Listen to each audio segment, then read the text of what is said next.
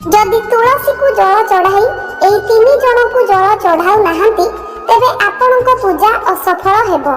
जानिबा पई भिडियोटी को पूरा निश्चय देखंतु। नमस्कार दर्शक बंधु, घरे पूजा करिबा और तुलसी चौरा मूलरे पानी देबा हेउची आम संस्कृति और परंपरा।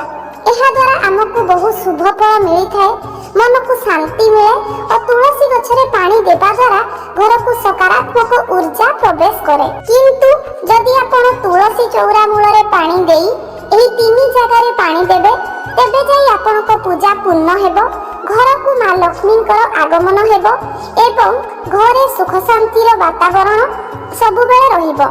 तेबे चलंतु जानिबा तुलसी चौरा मूलरे पानी देई सारी आमे केउ जगार जल चढ़ाइबा।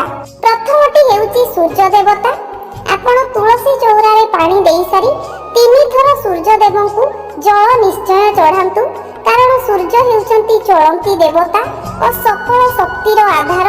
सूर्यंकु जल चढ़ाइले रोग वैराग्यरु आपण और आपणक परिवार दूरेई रहिबो, धन संपत्ति आसीबार शुभ फल आपणकु मिलिबो और मन शांत रहिबो।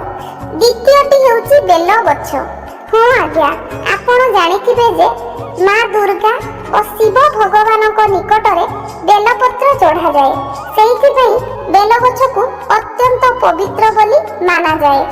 आपणक पाख आखरे जदि बेल गछटिए थिबो तेबे सूर्यंकु जल चढ़ाई सारी आपण बेल गछ मूलरे 3 थर भक्तिर सह जल चढ़ाइबे।